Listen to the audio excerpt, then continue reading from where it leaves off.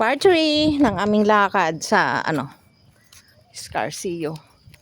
Hindi kasi ako maka-live. Hindi ko ma-find out ang live dito sa aking new camera. Kasi bago siya. So, pinag-aaralan pa lang ni Inday Dora ang aking new cellphone. Hillside Resorts. Diba? Dito to sa Sinandigan. Sinandigan, Scarcio, Sabang, Puerto Galera, guys. Part din ito siya ng Puerto Galera eh. Ito, may-ari niyan Koreano. Korean ang may-ari niyan. Andin yun oh. Apartment for rent. Ano kabisag? Pagod ka na. Nakakapagod mga kabisag. Pagod ka na kabisag. Tingnan niyo, oh, di ba? Malaki ang resort na yan. Korean resort siya. Sinandigan. Ayun. So kung gusto niyo ng tahimik na lugar dito kayo mag-rent. But I don't know how much is the rent is. Hindi ko alam kung magkano ang rent ng Ito ay papunta doon sa aming ito yung place na may resort kami dati. Pero binenta namin sa sa kapartner ni Christian kasi ayaw kong tumira ng galera. Alam niyo kung bakit, guys. Han, we walk that way first. Another. Because it's it's so expensive to stay here, guys. This one maganda oh. I think Sir Ferdinand, he is the one put that here. Yeah.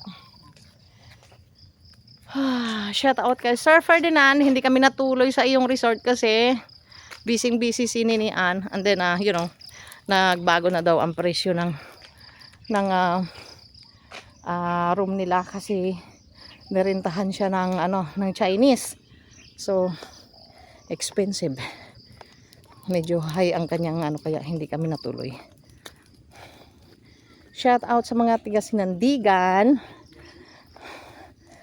Shout out sa mga tiga Sinandigan, Scarcio, Galera. Ang haba, guys, no. Ayan, kikita niyo yung view. Nakikita niyo. Napakaganda.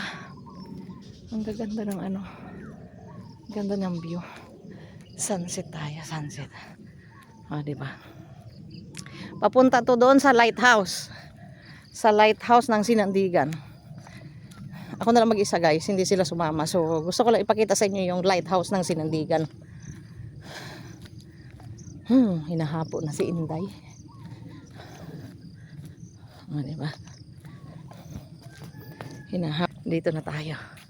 Diba? Ayun yung Korean resort. Kita nyo yung view? Ayun ang papuntang Batangas. Diba?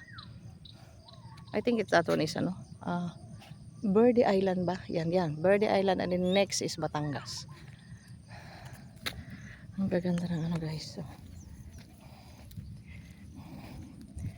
mga buhay Rumblumanon. Tingnan nyo. Ang ganda ng dito. Ibang klaseng kugon siya.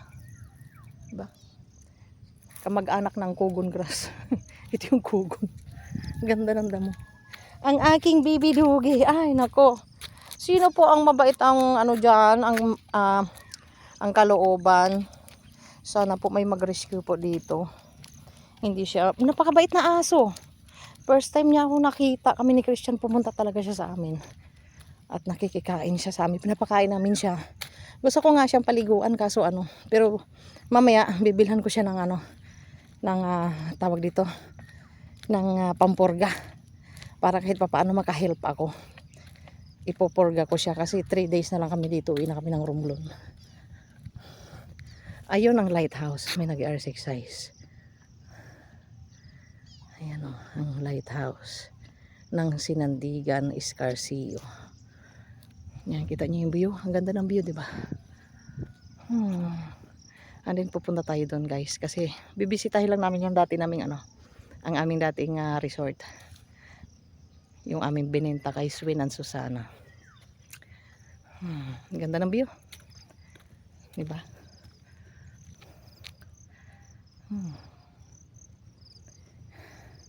So that's it for now guys. Kailangan ko nang sundan yung dalawa. Kasi hindi sila sumunod. Tinamad na sila. Napunta na sila sa Escarcillo. Ay sa ano sa tawag dito. Sa kay Swen's Place. Yung dati naming place na ano binenta.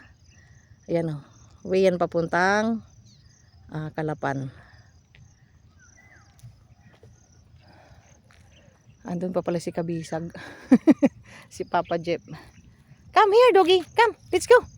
Come na. Come. O, diba? Ang bait-bait niya. Come here.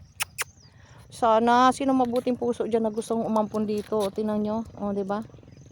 3 days niya sa amin, pinapakain namin siya. Come here, baby. Come, baby.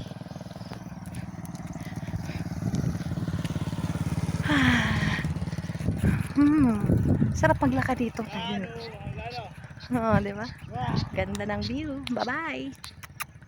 Thank you for watching, guys. Follow, like, and share, and subscribe na rin my small vlog. God bless you all.